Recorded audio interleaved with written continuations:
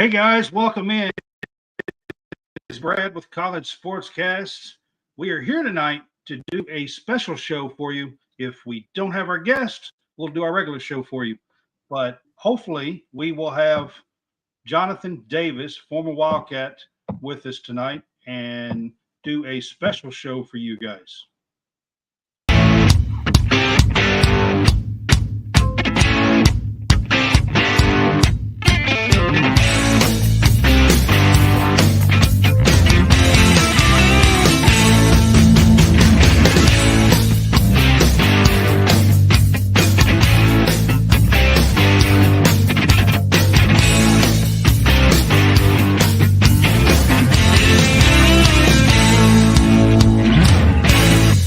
Can I please have your attention? There's all a commotion around here. What are you talking about? Let them yap at you. It's actually very exciting.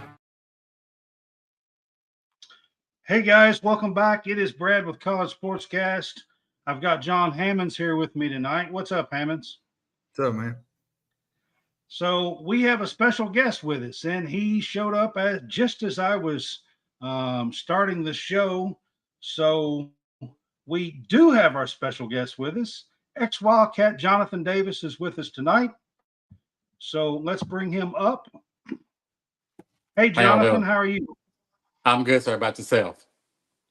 We're doing good. We're excited to have you on our show, and we appreciate you being with us tonight. Absolutely. Looking forward to it. So this is College Sportscast. I'm going to do one thing real quick before we kind of get started. We are growing and growing on Facebook. We are also on YouTube and other things as well. But if you are with us on Facebook, you can help support us by sending stars. It helps us earn money to make more content.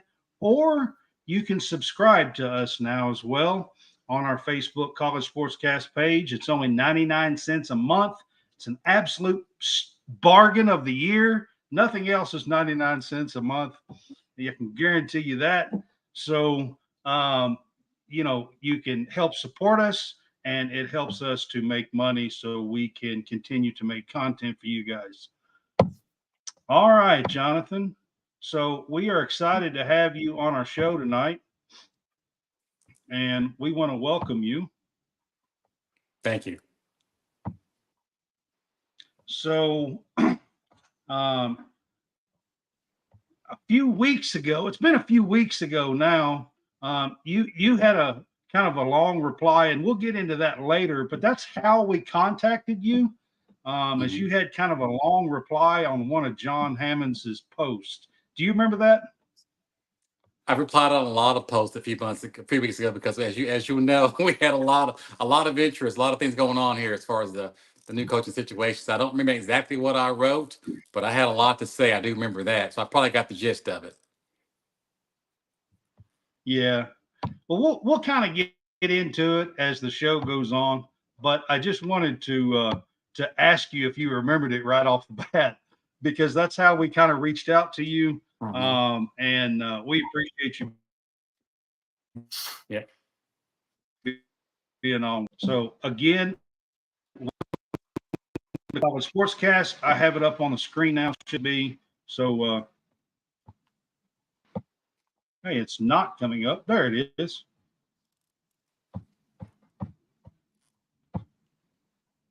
So Johnathon played from 1988 to 1991. Is that correct, Johnathon? Yes, that's correct. Yeah. Just want to make sure I got my stats right here. Mm-hmm.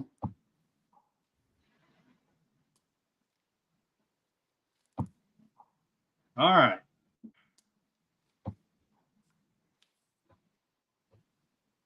So, Johnathon, to get started, you were recruited and played for Eddie Sutton in 1988. Yes. So I want to go kind of all the way back.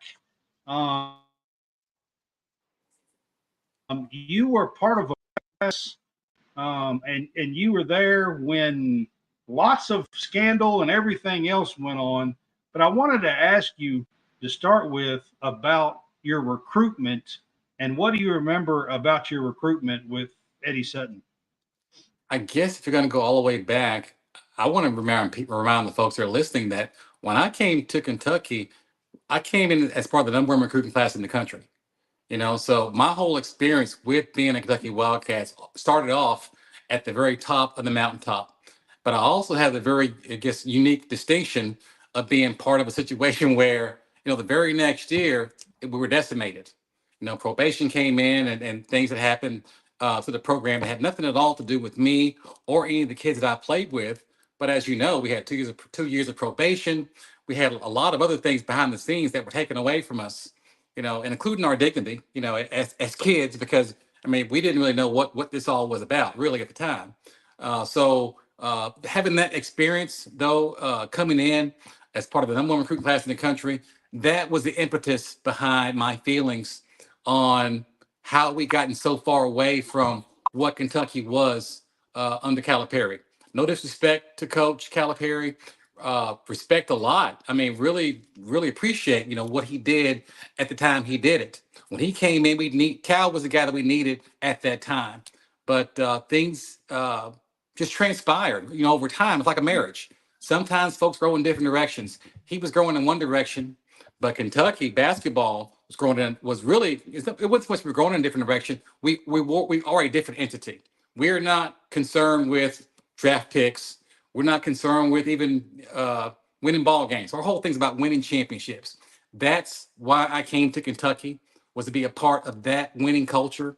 I don't know if you read my Facebook post from a couple of days ago, but I ran into my first college roommate, Winston Bennett, and he was people don't know this about him. He was an extremely disciplined person, to the respect that my very first morning I woke up after my first day on campus. First morning I woke up, I jump out of bed, get ready to go downstairs for breakfast. He's like, whoa, where you going there, buddy? He made me make my bed up. Yeah. Think about this, a small thing, but it's a big thing. When you get up in the morning, Right. The first thing you should do is make your bed. That's the start of the day. And he taught me that those small things is what creates, the big results that we have. And that was something that, again, passed down from player, to player to player. That's what Kentucky's about. It's about a culture of not just winning, but of championships, of excellence. And we got away from that over the past 4 or 5 years. It's been very frustrating as a former player and as a fan to watch what we became. Winning 27 games, that's great. That's not Kentucky basketball.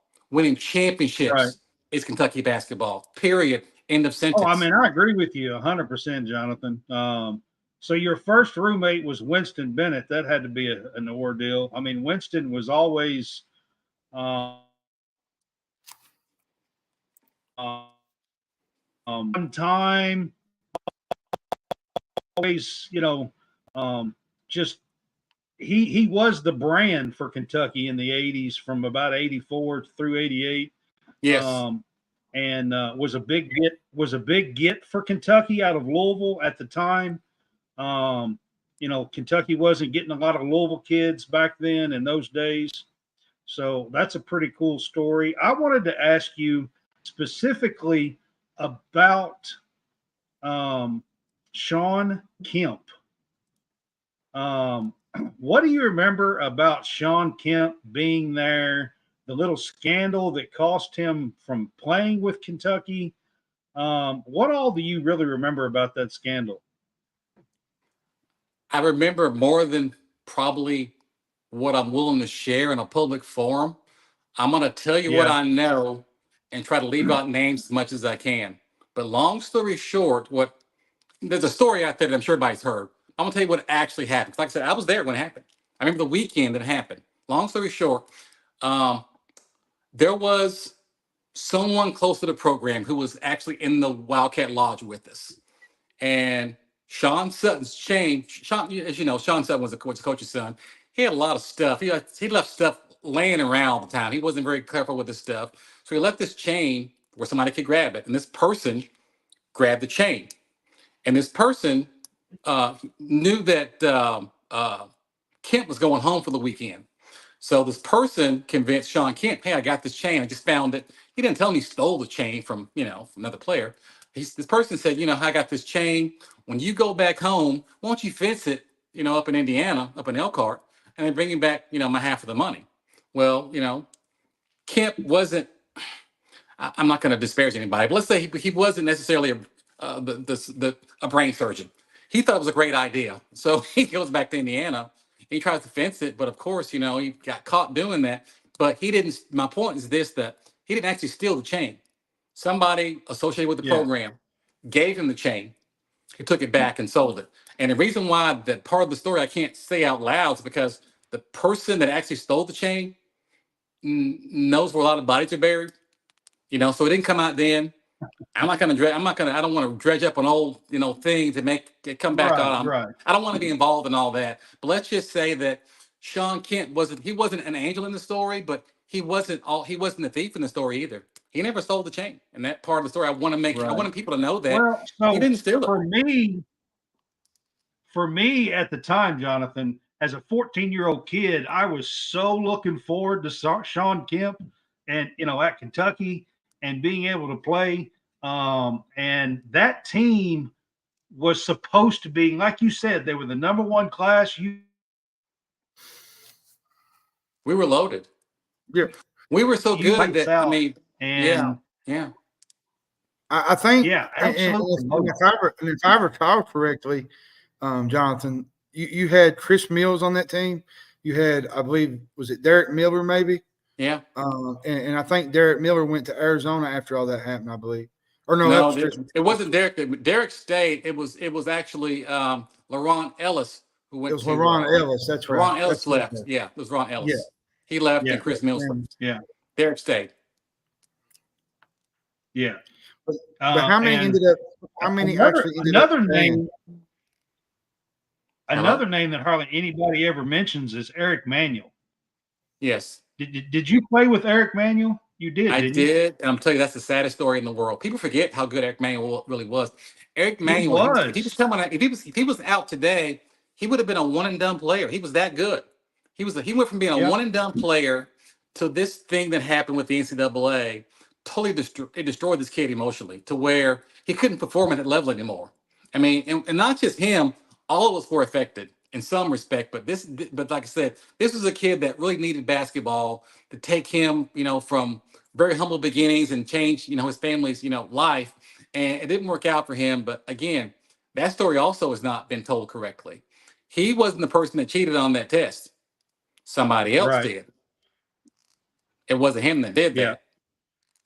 Right. Yeah, I've heard rumors and stuff, and I'm not going to sit here and try to dig into all that with you. I just wanted to mention a few names. As a kid, I was growing up. Like I said, I was about a 14-year-old kid.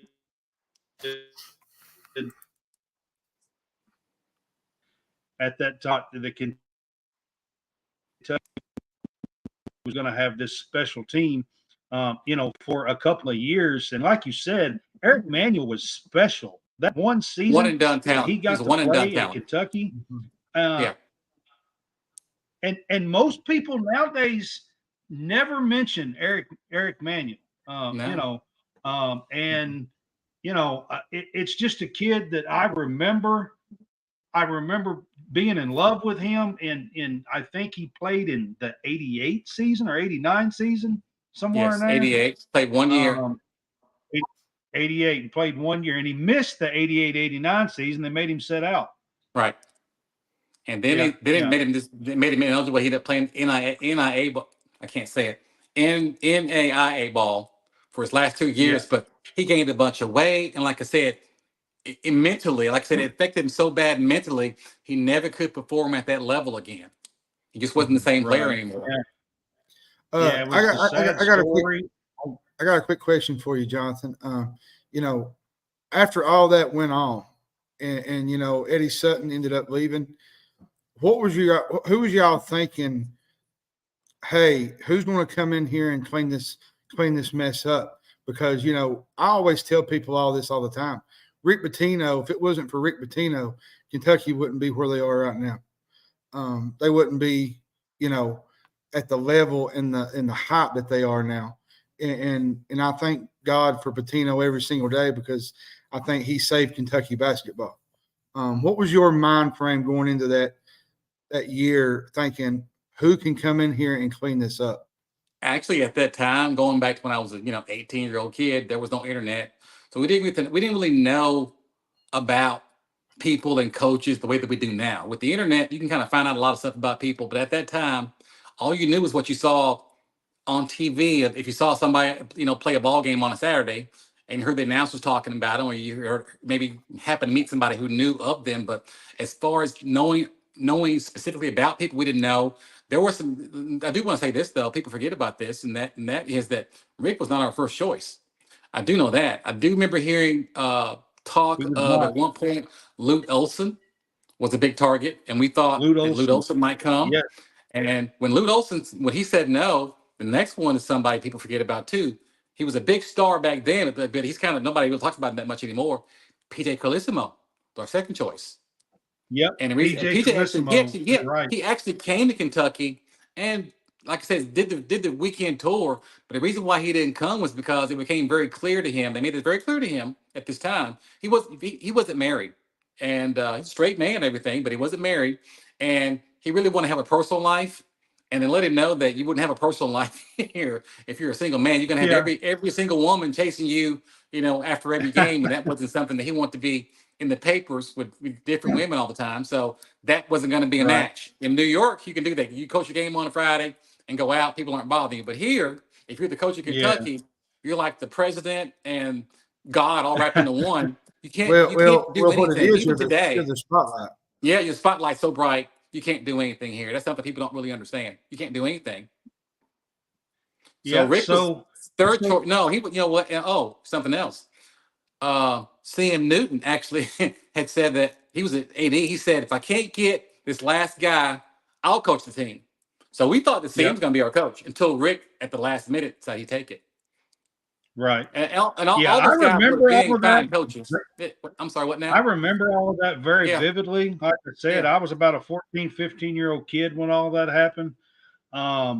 Another thing that I remember, so Rick Pitino's first team, if I'm not mistaken, Jonathan, there was only 8 scholarship players. Is that correct? That's correct. That's what I thought. And most people have no idea about that anymore. And it's hardly ever talked about because, like you said, LaRon Ellis left, Chris Mills left. They made Eric Manuel leave. I can't remember if there was another player or two that left. It seems like there was, if I remember right. You missed it. You missed the biggest one. The people forget about this.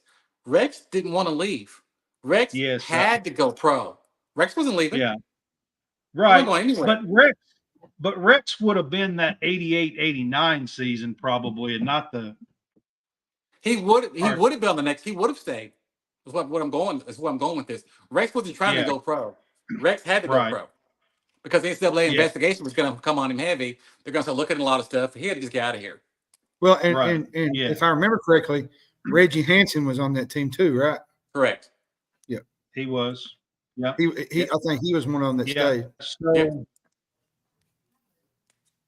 he was. So Jonathan here was one of the 8 players that stayed with Kentucky after the probation.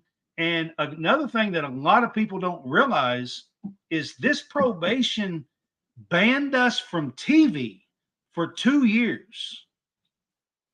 So the rest of Jonathan's career, he played 2 years under Pitino. The rest of his career, he wasn't even there. That's correct. Was listened to by Kaywood on the radio. Mm-hmm. Yeah, and we survived. What do you remember about that time when you guys were playing ball and you wasn't even on TV? Well, I mean, when we're playing, not being on TV part wasn't really effective for us because we're the ones actually playing. But I would imagine that from a fan standpoint, not seeing the Wildcats, that would be hard. But we weren't on TV. And like I said, it wasn't something we thought about. And plus, playing for Pitino, he had us so busy, being molded by him that we didn't think about that. It wasn't really a factor. We just did what we had to do. I mean, we stayed, we stuck it out, we stayed. We went through a lot. I mean, a lot to keep the program together. That was our only thought. keeping it together. What- Yeah. I got another I was question. there. I got Go another ahead. question for you real quick, Jonathan. What was Pitino when he first come in there, when he was announced coach? What was his words to the team? Just when he sat down Williams and just talked to him, what was the words that he said? Basically, I mean, in so many words, I mean, told us that we weren't the guys that he wanted. He told us that, you know, as fast as he possibly could, he was going to get his guys in there, but we were all he had right now. I mean, he was not touchy-feely, making us feel good at all. I mean, he tore us all, you know, all down and then built us back up into a team. But he wasn't our buddy. Mm-mm. It wasn't fun. Right. The end result was fun, but he it was wasn't fun that we tough. did. Not just he was tough on you guys. That's for sure. Absolutely. I understatement. mean, yeah. I agree with you on that. I mean, you had to go through it. I mean, what were those that first year? You guys wound up 14-14. You had 8 scholarship players. You know, and didn't get to go to the SEC tournament, didn't get to go to the NCAA tournament, wasn't on TV.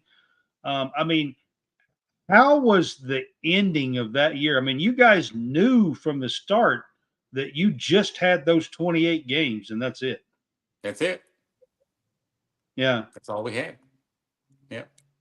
And I can't remember if it was that year or if it was the next year. You guys played Shaquille O'Neal and Chris Jackson in Rupp Arena, and it was like an overtime game, and we won like 103 to 102, or it was something crazy. And I remember Reggie Hansen out jumped Shaquille O'Neal for the tip. I'll never forget it. I was there. Yep. That was the next year. That was that was 91. Yep. Yeah. Yep. It was the next year. Yeah. And you guys beat them at home. And I mean, they were loaded. They had three All-Americans. They had 3 All-Americans. Yeah, they were loaded. Yeah. And I guess that would have been. I think they had Chris Jackson. I think it was Chris Jackson, Shaquille O'Neal, and then they had Stanley Roberts in the middle. People forget he was an All-American. He didn't have much of a pro career, but he was a first-team All-American in college. Yes. People forget that. Exactly. Yep. I mean, they were loaded. Both of them were 7-footers, 7'1". Yep. Yeah.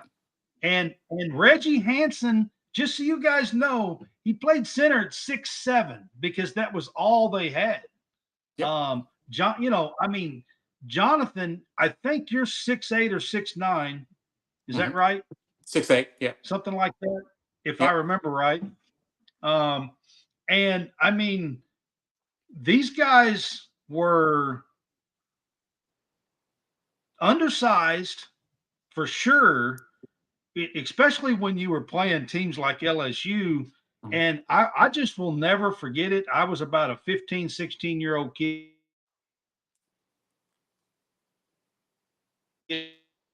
It was one of my all-time favorite games that I got to go to in Rupp Arena. And I just wanted to share it with you because it's one of my highlight memories being in Rupp as a kid. I have a couple of more, but that's one of them. Yeah, that's awesome. And I thought I would share it with you because it was one of your teams, and you were a part of that. And if I remember correctly, that was around the time that Hank Gathers was playing. That's correct. Was playing for Loyola Marymount. I think he died that same. What was it, 91, 90, something around there? Not somewhere around there. Yeah, 90, it was around that time that you graduated. About the same time. Yeah. Speaking of which, that's why I kind of want to go. I know you played against teams in the SEC and whatnot. Who was one guy that stood out? On an opposite team that you just, when you seen him play, you was like, dang, that kid is good. Chris Jackson. He was better than Shaquille O'Neal in college. Shaquille was very raw. I'm telling you, people forget about Chris Jackson. He would pull up from 30 feet like it was nothing. You could be up on him. He 30 I'm foot telling you, jumper. he Like it was was like it was Steph. like it was a He layup. was Like it was Steph nothing. Curry before Steph Curry. That's exactly what he was. That's right. He was Steph Curry before yes, Steph Curry. 30-footer was yes. nothing for him. And I got another question. Did you have to guard him? I did a couple times, yeah. Yeah. I thought I was guarding him, but I wasn't guarding him. He shot it and made it. Yeah. And he had this like crossover step back Yep. that was just killer. And he he had killer. Tourette's syndrome. So he was always, you couldn't see it on TV, but he was always shaking, which made it, you didn't know he was going to go left or right ever. I mean, he was just hard to guard. Right. Hard to guard. Yeah, he did. And I honestly, when he was at LSU, I didn't know that he had Tourette's. I didn't find We didn't that either out at the time. until But he later was on. just shaky dude. Yeah. Yeah, at the time, I don't think anybody really knew that until later on in the NBA. Yeah. Yeah, he said he played better when without his that came medication, out. which made him shake. Yeah. Yeah, because of course he changed his name and all that, in the NBA. But I'm telling you, Chris Jackson was one of the best college players I ever seen. I mean, he could light it up from anywhere. Yep. I got a quick question about Coach. I know we've heard stories about Pitino and whatnot, but what's one story you can tell, like, while you was there, the time you was there on Pitino, that it's kind of funny that you look back at now? This is a family show, right? I mean, most of the stories, of Pitino, they're not family stories because he wasn't a family guy with us. It was a very adult, grown man type of situation. Now we were kids, but we were treated like adults, and it was a very tough environment. It just was not. It wasn't easy. Like I said, the end result was good, and he taught us how to be men. But as far as being like a buddy or like a fatherly figure, that was not him at all. Not at all. So what teammate do you have a real connection to even now? I mean, that you played with. I have a good connection with several of the guys. And what's funny is that the person that I was probably the most antagonistic with when I played is somebody that's a friend now, Reggie Hansen, because we played a very similar position. We fought a lot in practice to the point where we pretty much hated each other as kids, hated each other with a capital H. Didn't speak for, 20 years. But as we got older and matured into our 40s, we became actually pretty good friends. That's cool because, Reggie's a great ambassador for Kentucky. He lives down in Florida. He does a lot of he does coaching, and he's also does a lot of motivation stuff and stuff down in Florida now.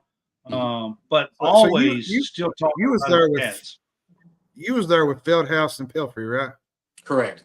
You was with them for a year, right? If I remember correctly. No, we came in together. No. Oh, did y'all come in together? Okay. Yeah.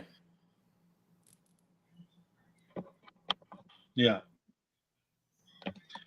All right. So let's get to the Mark Pope hire. So a few weeks ago, I thought maybe you were on the bus, the Mark Pope bus that's now famous, but I later found out that you had an invite and had something else to do and wasn't on the bus. Is that correct? No, I could not attend. Yeah, I was out of town. Yep.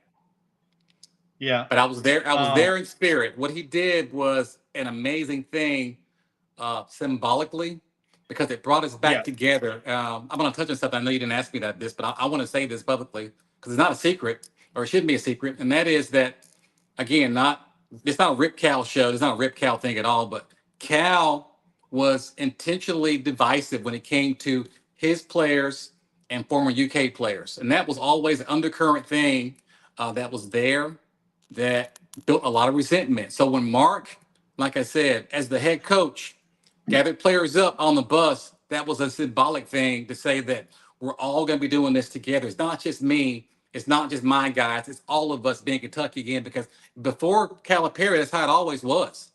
I mean, I knew guys when I played in the 80s, I knew guys that played at Kentucky in the 40s and 50s by name. I could call them. I knew Wawa Jones. Yeah. I knew these guys. But when Cal came, I didn't know any of his guys, and that was intentional. And that's part of what they became was not Kentucky. It was Cal University. And that's not who we are at all. Like I said, the thing that Winston did with me, that's Kentucky basketball. That's who we are. We are a continuum. It's not one person. It's not one era. It's all of us, from guys who played for Rupp all the way to guys who are going to play tomorrow. It's all one thing. You can't have a divide. You can't be a divided house and be successful. That's what we became. We became a divided house because your former players are your best ambassadors. If we can't speak positively on what's going on over there, you don't really have a team. You've got this. You got an error. That's what you got. What we had was a Calipari error, but he didn't want to fold that into Kentucky. He wanted to keep it separate and make it just about himself. That doesn't work here. That doesn't work. And that's what I was that's what we've kind of talking about, because I made a post and you said that a lot of the former players that played like you did, 80s in the early 90s, they just didn't feel welcome. Absolutely not. No, we're not welcome. That's correct. Arena or anything. Yes. I thought it was just me at first. Again, like I said, I'm not anybody famous. I'm just a guy who played for 4 years and got my degree and then left. So I thought, well, I'm nobody. It's just me. But I started talking to some other guys and I found out it wasn't just me. It was some big name guys also who were not welcome at UK. Not because they'd done anything, but because they weren't Cal guys. They weren't, like I said, they weren't guys. And I have since found out that a lot of you guys, you've never met the John Walls, the Devin Bookers, not just that you wasn't there or wasn't invited. Like, I think a lot of you guys don't even know a lot of Calipari's players, which is a shame. I mean, really. I'd live 5 minutes from campus, have lived in this house for 28 years, 5 minutes from campus. I've gone over there multiple times to offer myself as a mentor, a connection. These kids are far from home. They don't have anybody hardly around that looks like them, that's been here. Nothing, crickets, nothing. And like I said, I thought it was just me. It wasn't just me. Right. Well, and two, I got to meet, I think it was a while back. It was before I got on this podcast. I got to meet Rodney Dent. Mm-hmm. And he had mentioned to me a couple of times that he just felt like he was kind of avoided. Yep. And Rodney Dent, if people don't know, was part of the 93 Final Four team with Jamal Mashburn. Yep. I mean, some of these guys they was in some teams that was really good for Coach Pitino. I know. And you're pushing these other guys out for these other. That's a problem to me. It's a big enough tent where we can all be under it.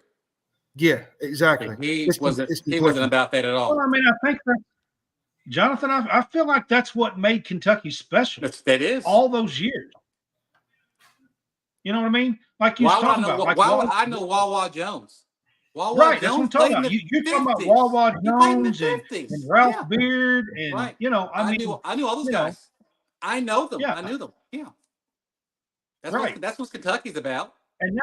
And you were there 40 years later from their team, from the 48 team. That's right. Yeah. I can call Dan Issel right now. Dan Issel played college ball. My father played in college. He played his father was in there the in 1970, which is 18 years. That's right. Right. Before Jonathan was there. So, I mean, what made Kentucky special was the family traditions and everything that was special to not just the players, but the fans. Right. I mean, and pulling all of that together and keeping our history known and knowing each other and players and so I mean, for Cal to find out really that that all of that was kind of separated under Calipari was a little bit, I mean, I guess I kind of knew it, but I didn't know it to that kind of detail, I guess. Yeah. When he won the championship, when we were really rolling at the very beginning and one and done, it was easier to hide because, when you win a championship, you can get away with a lot of stuff. But when you stop winning big, people start looking a lot closer at a lot of things. Like, oh, wait a minute, this didn't look right at all. To the point where if he hadn't left this year, he would have gotten fired next year. Yeah. Oh, I honestly, I couldn't believe that he didn't get fired this year. That's why he left. They gave him the come to Jesus meeting. You got to produce or you're out. Well, Right. and I say that to say this too, Jonathan. You know, when you lose the fan base, Yep. now you can lose the players. That's one thing. That's You right. can lose- That's right. you can But lose when the fans stop players. coming and they But when stop the putting butts in fans- the seats, you got the boosters. You lose. and You got a problem especially now. You got a especially problem. BBN, Yep. especially Boosters stop. That means That's something right. too. They stop contributing, and the Absolutely. fans stop. The fans Yeah. stop believing in it. Yep. Yeah, and that's another thing that was really hurting Calipari is there was a lot of boosters that were stopping, Mhm. and that hurt him as well. Yep. But I wanted to get and ask you not only what Pope is doing, but let's talk about the roster for a minute. How do you feel about the roster that he's putting together, and the things looking forward to next year with Mark Pope? That's a two-part question. I'm going to answer the first part first, and that is how I feel about the roster. And that is my whole thing about the roster is I'm going to trust Coach Pope. I don't know anything about these kids. I haven't seen any. I've seen them play a little bit, but I don't know them well enough to be able to say I've evaluated this kid. He's better than that kid. I don't know enough about that part of it. So I'm going to trust him that he's got the right kids on board for us to be able to put a product out there that's going to get us in the right direction. As far as next year, I'm excited about, like I said, getting back to being Kentucky. It won't happen overnight. I'm not expecting him to win a championship, next year or even the year after that. But I do expect to see us get back to who we were, which is being Kentucky. And we haven't been Kentucky in a long time. I can't tell you what it looks like. I know it when I see it. I ain't seen it in a long time. But I know it. You know it when you see it. You know it when you see it. You just know. You don't have five guys out there doing I whatever. agree with you. They're just out there for themselves. I trying to get haven't a pro seen it. contract. I haven't That's seen all it they in were a long doing for time either. the last 10 years. That's not basketball. See, Yeah. here's the thing I tell people about the NBA. There's nothing wrong with going and making a thing for yourself and helping your family. It's how, not to get on back on Caipari, but not to harp on him a little bit, but it's how he approached it. That's all it was. It was not about Kentucky. It was about I'm sending you the NBA. I'm doing this. It wasn't about the name on the front of the jersey, which I get kids nowadays. It's a different generation, different era. They're wanting the money, which it's not a bad thing. But at the same time, you got to have a little bit of that tradition left in there too. That's exactly right. It's Says, gotta be balanced. I can play for the name of Kentucky and still go to the NBA. Right. We've always had kids go to the NBA from Kentucky. That's not that wasn't any big deal for us. I get, like I said, the one and done thing was obviously something new. But a kid coming to Kentucky and playing well and going to the NBA, what's surprising about that? That didn't impress me. If you get your chance at Kentucky, you do well, you're gonna get your chance in the NBA. That's how it works. Because Kentucky's going to sell. That's exactly right. Kentucky will sell. It will sell. Well, and I mean, you go all the way back to, like you said, some of the guys from the 40s and 50s. And I mean, all these guys, played. Look at Frank Ramsey winning championships with the Celtics in the 50s. Yep. I mean, Kentucky's always had players in the NBA. Always had players. That's right. Yeah. We've had a few down years here and there, but for the most part, we've always had players. Rob's going to have players. Yeah, absolutely. I agree with you on that. So before we, let you go, I do have to ask you, because part of what we were talking about 3 weeks ago was some DeMarcus Cousins. Yep. I remember that. I have to ask you, Jonathan, at least before we get off, before I let you go anyway.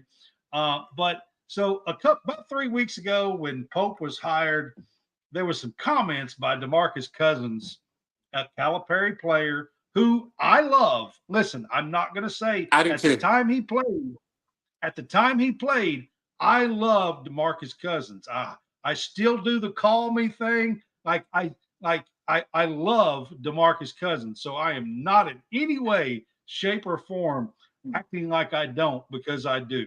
But he made some comments that was just really, really, I don't even know.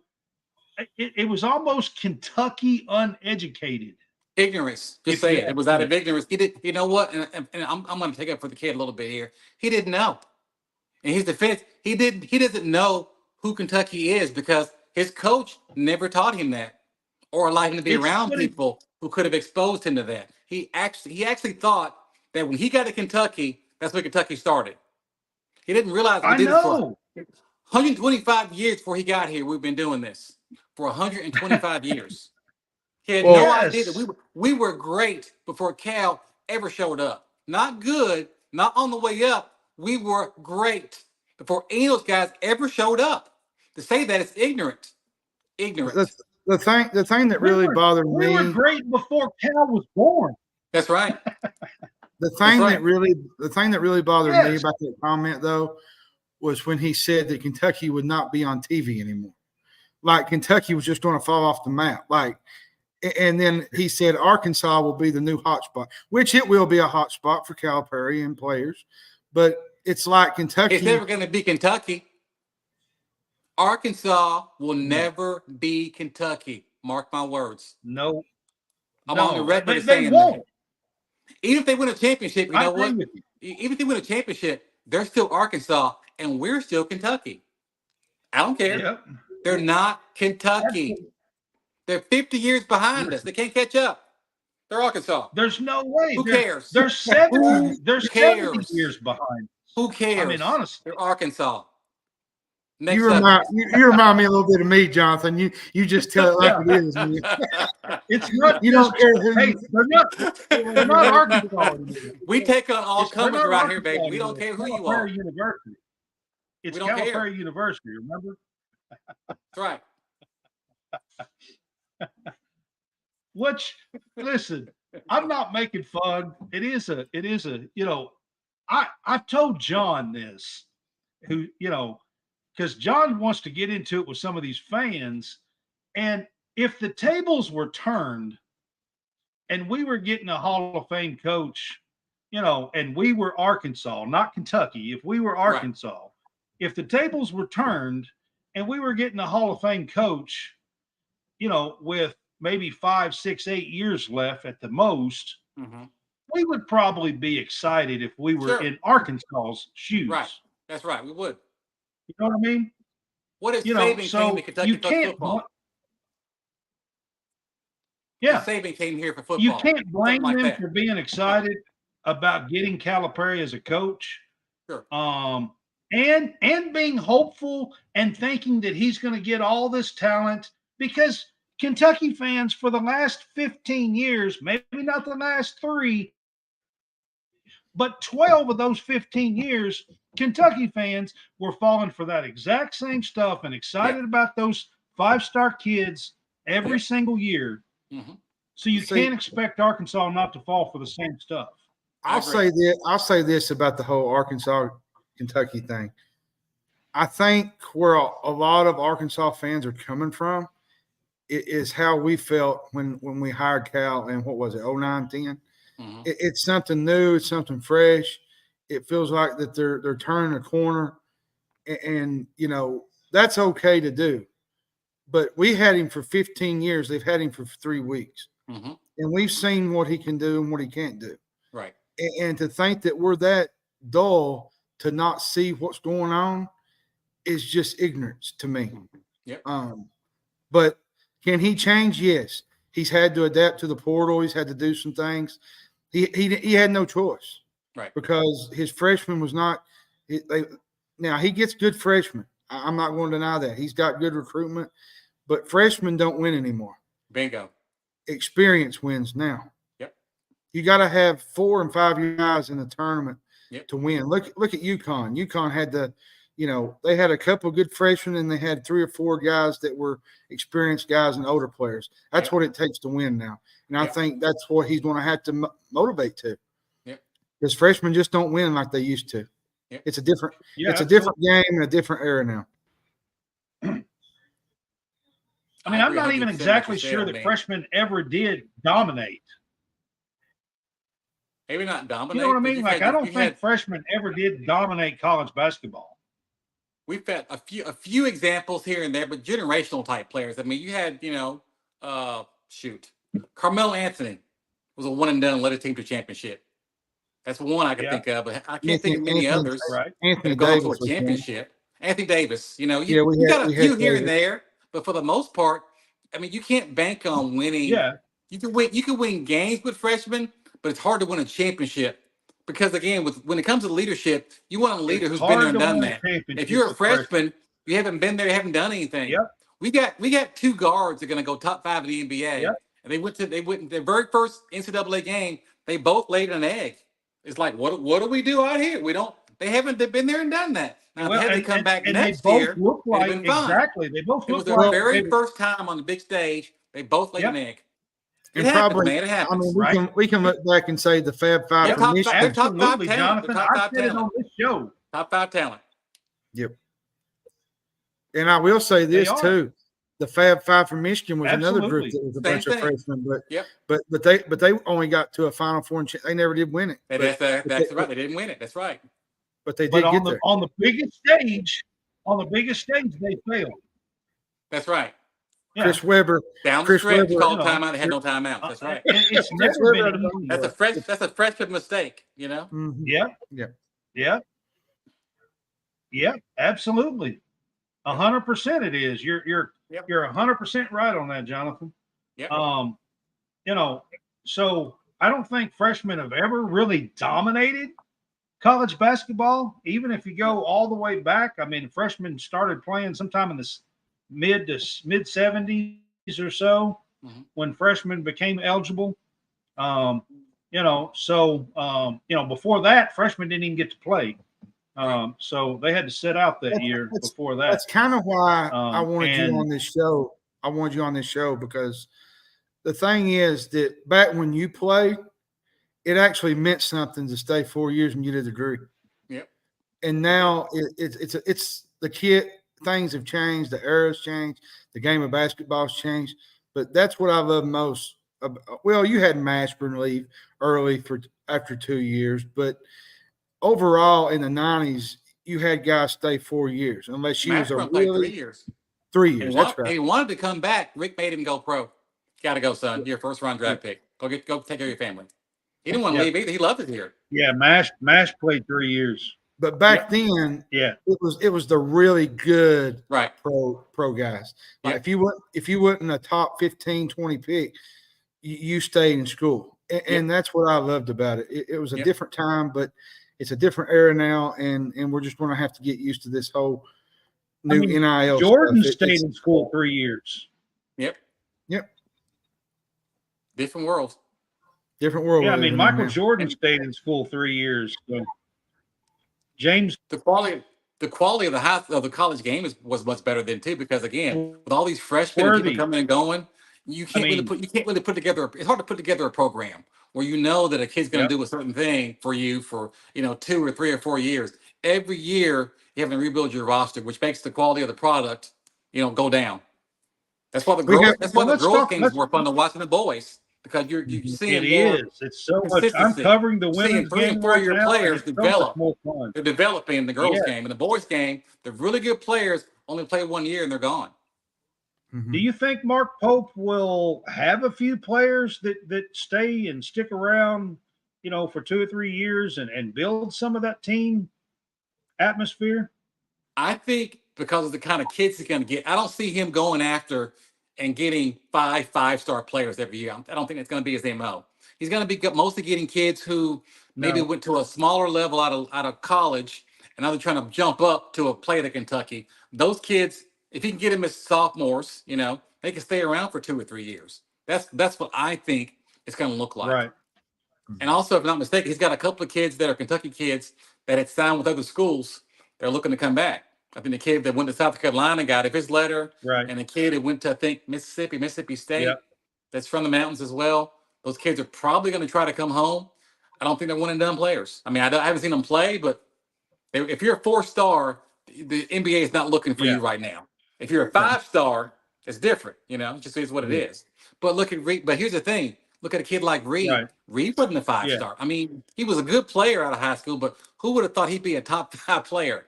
the best player on the team out of high school is coming back to college. That was DJ Wagner. Everybody thought he was going to be a world beater, a savior. Yeah. And he had a pretty, Oh, yeah. you know what he had? He had a decent freshman year is what he had. He was a freshman. He played like a freshman. He didn't play like a superstar. He was up and down all year long, you know? Yeah. But Reed had a phenomenal year. Yeah. And next thing you know, he's off to the NBA. It happens. You know, so that being said, I think you're going to see more kids stay around for at least 2 or 3 years. Will they all stay 4 years? That's unrealistic. But you're going to see more kids come back and have some kind of a career as opposed to just a revolving door. Every year, it's 5, 6 new players. I don't think we're going to see that. We're going to see a bit more stability, you know, under the new regime. Yeah, I'm okay with that. Either more like 9 or 10. Next year, probably be 5 or 6. But after that, I think you'll start seeing, 3 or 4 come back. Maybe we recruit 3. Maybe he picks up 3 or 4 in the portal, and that kind of stuff is kind of what I think we'll see. Sure. And if you have a year where you have a bunch of kids that are really good, you can't be mad if you got 5 5-star players. You can't be mad if they all go. But I think the kind of player he gets, he's going to be going after a player that's really more geared towards a good fit for the program as opposed to is this kid on his way to the NBA. And that's what I think we've gotten away from, is that we were so focused the last few years on is he NBA quality. We were recruiting from the McDonald's All-American, roster sheet, as opposed to can this kid help this program get to the next level? Can he help us win ball games? That's not been the MO for a long time. He didn't care if he can help us win ball games or not. It was, can he get to the NBA? Right. I'm going to polish him off, go to the NBA and make my resume bigger. And we became an NBA way station as opposed to being Kentucky basketball. I didn't like that one bit. I kind of laugh at it a little bit that we was getting Burger Boys. Now we're getting Arby guys. Yeah, like we're getting the Arby's now. There you go. And there's nothing wrong with getting Arby guys. Because Arby's got some. They're going to win the championship. We're going to win championships with those guys. Yeah, I mean, they're going to be around as sophomores and juniors. They're going to win championships. Yeah. So, Jonathan, I know you're in the banking world. If I done a little bit of research on you, and you've been doing in the banking world now for a lot of years, 20, 30 years. I don't know exactly, but people in Lexington may know you just from the banking world and may not even realize that you're an ex-Wildcat. I'm not sure. You know what's funny? I don't lead with it. So if I don't, do you ever run into that? You know what? I do on occasion. I do meet people that are not really from around here that moved here for whatever reason. Yeah. And they don't know that I played ball for UK. I don't bring it up, and it's funny. They'll realize it later. They'll be like, "I didn't even play ball for UK." I'm like, yeah, I did as a kid, but it was something. But I don't lead with that. It's not my profession anymore, obviously. Yeah. But yeah, it happens. Yeah. But see, here's the thing. Yeah, I just thought I'd ask you about it. You know, a lot of the former players are forgotten about. And I say this to say this, you get all these current guys on these podcasts, and not saying ours, just podcasts in general, different media outlets. And a lot of these former players like you and Jamal Mashburn and, Rex Chat, they're all forgotten about because they paved the way. You all paved the way for Kentucky basketball and the game of basketball. And I think we need to start giving back to those guys that do that. And I think they should be more recognized in the media outlets in the world. And I think that is a big deal because some of those guys need to be recognized. I appreciate that. And I'm not doing this for any kind of personal recognition, but I believe. I know. I'm just saying in general. Yes.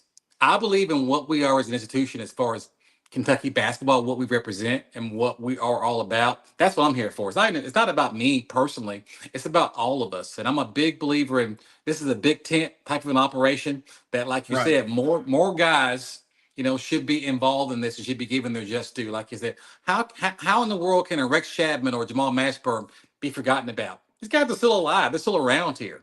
These guys, like you said, what we're doing today was built on the backs of guys like that. I mean, why are they, forgotten about it? That doesn't make any sense to me at all. And they do deserve their just due. As a matter of fact, to the point where I was talking earlier about a player that I did not get along with when we played when we were kids, but this is a person that doesn't get his just due, and that's Reggie Hansen. The year that all the other players left, and the ones that stayed, he was the best of the players that stayed. Now oh gosh darn it, the four kids that graduated after him, the unforgettables. They've gotten some accolades, but check this out though. You can ask the unforgettables this. Reggie Hansen is the glue that held us together. End of statement. There should be he was the best player. He was award. I'm telling you this, and I've said this to people at UK. They haven't done it yet, but there needs to be. I'm telling you, we're not Kentucky right now without Reggie Hansen. End of statement. He's bigger than the unforgettables when it comes to what made us us and why we're able to hold it together. 14-14 was a miracle, but we didn't have enough players to even practice with. But he held us together with tape and glue, literally. Absolutely. It was not us. It was just him. And I hated that guy, but I respect what he did. Hated him with a passion, but I respect him. So Reggie Hansen, if you hear this, held together by himself. If you hear this, you are respected and appreciated. Absolutely. If you can help me get Reggie Hansen on this show, I would be amazing. I'll call him. I will. Yeah, because I would love to have Reggie on the show. He was one of my absolute favorites at that time. I know that, like you said, the unforgettables, and a lot of people talk about them, and rightfully so, because they were part of that team as far as everything else. But I'm telling you, Reggie Hansen, like I said, I will never forget him getting the tap over Shaquille O'Neal in that game in 1991 or 90, might have been December, I'm not sure, but in 90-91 season. I got a quick question real quick before us beating LSU. I got a quick question before we let you go, Jonathan. What was it like seeing Shaq out there? Like, I know everybody talks about, Shaq back in the day, but what was it like actually seeing him on that floor, like in person, like live on there? Was it? I'm going to share this quick story with you. You guys might have seen this clip, but maybe you haven't. But anyway, there was a game we played at LSU. It was the same year that we beat them at home. We went down there first earlier in the year, and we played them down there. I caught the ball on the wing, and Shaq was guarding me. He's so big, I couldn't get the ball around him. And I saw Richie Farmer couldn't hit the basket. Had to pass the ball between Shaq's legs. It's a clip. I've seen it on ESPN when they show the classics. Had to throw it through his legs because he was so daggone big for an easy layup to Richie Farmer. But my point is this: he's just a massive human being. He's just so big and so athletic for that size. Yeah. Who pretty much at that time he was slender and athletic as all. Yes. Who pretty much ended up having most people pretty amazing career in the NBA. People remember Shaq as a big guy. Right. But big guy. At that time, when he was in college in his first couple of 2 or 3 years. Yes. Very athletic. Very athletic. Could not pass around. Had a pass. He was 7'1" and still weighed like 280. Yeah, it was 280, 290. Yeah. But I'm telling you, he ran like a deer. He wasn't this Shaq that weighed 300 pounds. He would dribble the basketball. He would do his own fast, one-man fast break. You get the rebound, turn and go with the ball. Yeah. Great athlete. Yeah. He was amazing. Yep. But I still say you're right. At that time, Chris Jackson was the better player. Chris Jackson was the best player on that team. Not even close. Yeah. I feel like that too, man. That's a good statement. So, Jonathan, we really appreciate you being with us. I got one more real quick. Just message me or whatever. But seriously, I got one more question. I got more. Have Reggie Hansen on the show. I got one more question, Brad. So Jonathan, I know that you knew Kaywood over the years. Kaywood Ledford. Yeah. What was your feeling about Kaywood? Like, I love K Wood. He's a great guy. He was a fantastic human being. I mean, spent many days or evenings, I should say, after ball games. He would ride the bus with us to and from a lot of the games. So he'd sit back there smoking a cigarette. You can't smoke on buses with kids anymore. Back in those days, you could smoke around kids. So he's puffing away and telling me all about life back there. I mean, Yeah. just a super nice guy. Yeah. And another interesting little anecdote about K Wood is that my first wife is from the mountains, and she grew up next door to K Wood. She would cut his grass. You know, she had the same stories about him, that he was just a super nice guy, just a nice old man, sweet as he can be. Too bad we couldn't beat Duke in the Yeah. 92 game. Yeah, it would have been great. Great way to As send a him out. going out Yep. party. Yep, we had him. Yeah, that would have been fantastic. We Yep. actually should have won that title because we beat the best team in the country, if you ask me. Yep. And I mean, and Christian Leitner hits that outside of- shot, and unfortunately, he's been a demon in our possession. Listen, I Right. have many always said, wait a second, I have always said, and I had it on tape and I used to watch it back. If there would have been replay back then, that shot does not count. It was in his fingertips when the clock said 0. Yeah. I'm telling you, that Yeah. shot would not count if there was replay. I have said it all my life, and I will keep saying it. Your hatred for Duke's coming out, Greg. Right. I'm telling you, you can mark it down. If there was replay, there would be no Christian Leitner shot. That's all I'm going to say.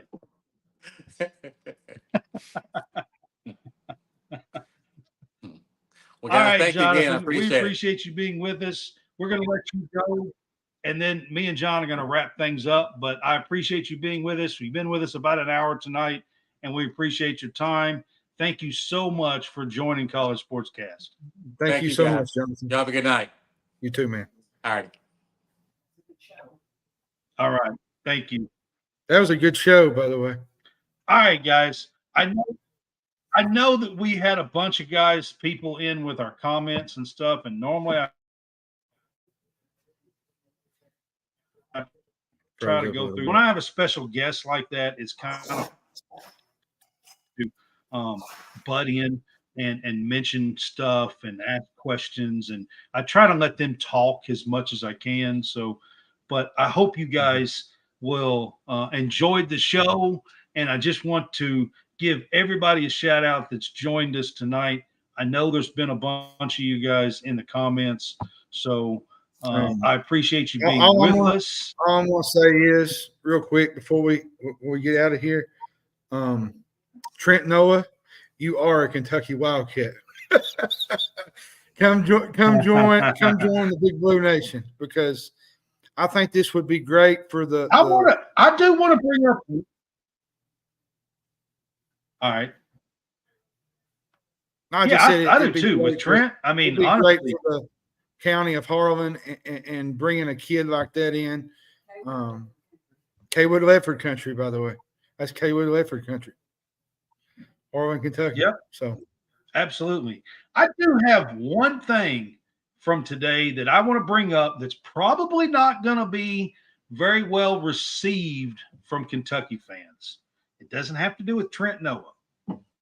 It has to do with Gavin Wimsatt. Gavin Wimsatt committed to Kentucky today. It's great. He's a Kentucky native. He was a 4-star quarterback. He went to Rutgers. I get all of that. I kind of feel like that Stoops and Morrow sometimes over-recruit a position. And I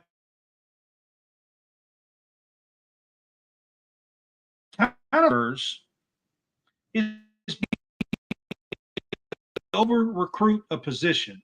And I just want to say, you're freezing up a little bit. We've got a 5-star quarterback that's got 2 years left. We got 4-star Cutter Boley. We brought in Bo Allen, and we've got 2 nearly 4-star, high 3-star quarterbacks committed for next year. 2 of them. That's 5. Now, today you bring in Gavin Wimsatt from Owensboro, Kentucky guy. I get it. But that's 6 quarterbacks that's supposed to be on the roster for next year. Well, I think a lot of that too is the fact that he's wanting some depth behind Brock Vanderdrift. It might not be for next year, or not this year coming, but next Following year.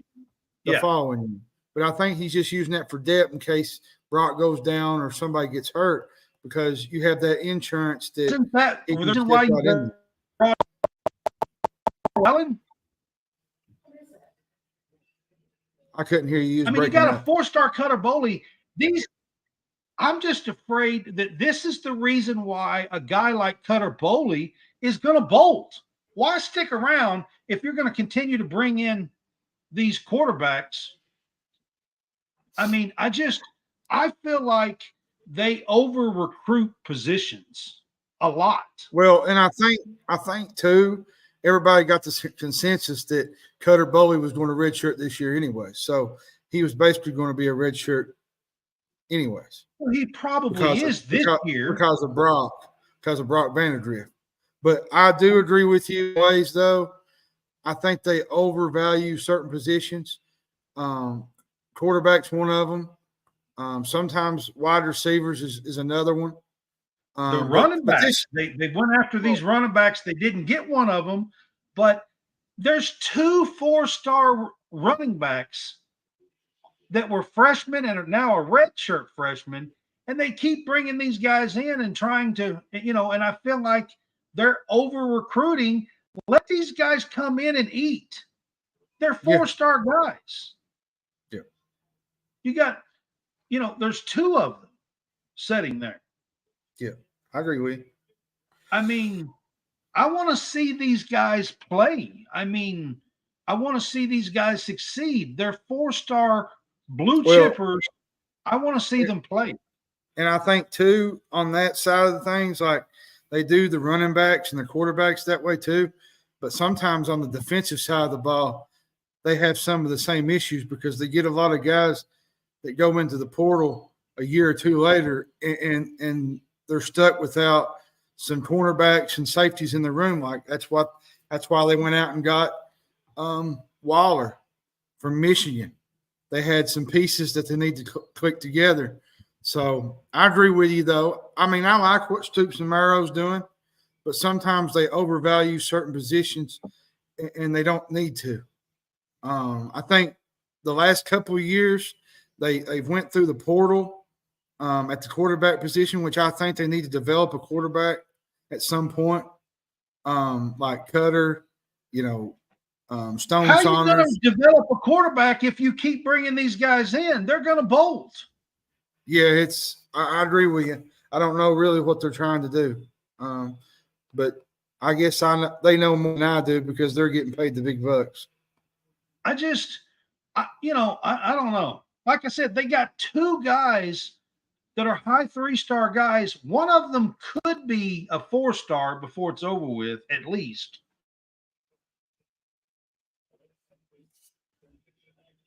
They're committed. Not signed yet because they're for the following year. But I mean, I'm not exactly sure why you go after. I don't know why you need, not this coming year, but next year, why you need 6 quarterbacks on the roster. I'm just not sure. But do you feel like that one of those guys will decommit because of this? I feel like one of them will, but it might not be who everybody thinks it will be. I think he'll keep Cutter Boley. I think he'll keep Stone Saunders. It might be a few other guys that bolt. You'll probably see the Bo Allen and a couple other guys leave maybe again. But that's just me. I don't know. I don't know what they're trying to do at the quarterback position. Do you blame guys for leaving when they keep bringing in guys like that? Because I don't. Nah, I mean, That's a good question to ask. So just because they make the big bucks doesn't mean they know what they are doing. And I'm not slandering Gavin at all. He is an Owensboro kid. He is a Kentucky kid. I get it. He was a 4-star quarterback coming out of high school and chose not to go with us and went to Rutgers. But he just got beat out in the spring. No, I don't think Brock's leaving, Mike. Brock is the main guy right now. I don't look for Brock Vanderdrift. About dropping one of these commits. I was talking about dropping one of these commits or dropping Cutter Boley next year, because the writing might be on the wall. After he redshirts this year, he's probably going to redshirt. But if he shows up for spring ball next year and they're bringing in quarterbacks, I mean, he's a 4-star talent that should be able to play. Yeah, I agree with you. I mean, so for me as a player, that's concerning if you ask me. But I don't know. I'm just a guy. What do I know? I'm not a coach. I just thought we'd bring it up and talk about it real quick. And I know everybody that today is kind of all over the Trent Noah news, and I get it. I mean, it would be great to have him join and be part of the freshman class with Chandler and with Travis Perry and Trent Noah. That would be a great start for 3 guys. And probably, especially with Trent Noah and Travis Perry, you're probably going to get 2 to 3 years out of these kids. It's not going to be like a one and done type thing. You're going to get a couple of years out of these kids. So it's that's what I say. Maybe you get 2 or 3 years out of these kids. Yep. Yep, absolutely. Hey guys, I hope you guys enjoyed the show. I hope you guys enjoyed Johnathon being with us.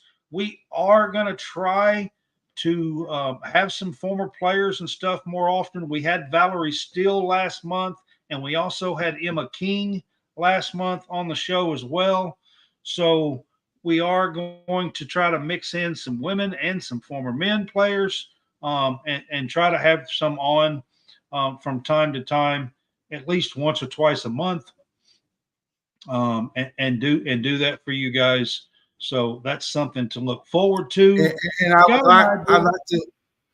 I'd like to say something real quick while we're on here. I just want to say thank you to everybody that showed appreciation to Brad's nephew for putting in a donation. I just felt like that needed to be said. I don't know the whole specifics. Don't want to give too much information out. I just know that he's sick and he needs a lot of prayers and just a lot of encouragement. And his name is Kale.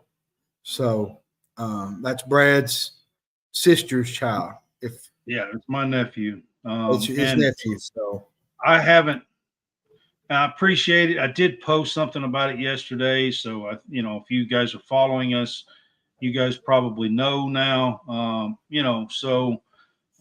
But it's been a rough week. I've been swamped with a couple of things. It's been a rough week. I did get to see my sister, and she's taking it really bad. and his dad, and I haven't. Well, I better not say that, but there's a little bit more to all of this story, and if I said it out, everybody would kind of gravitate to that probably. So, there is a lot to all this. He's a 14-year-old kid with a lot of talent. I mean, a lot of talent. He plays lacrosse and football and basketball. And I will tell this story real quick.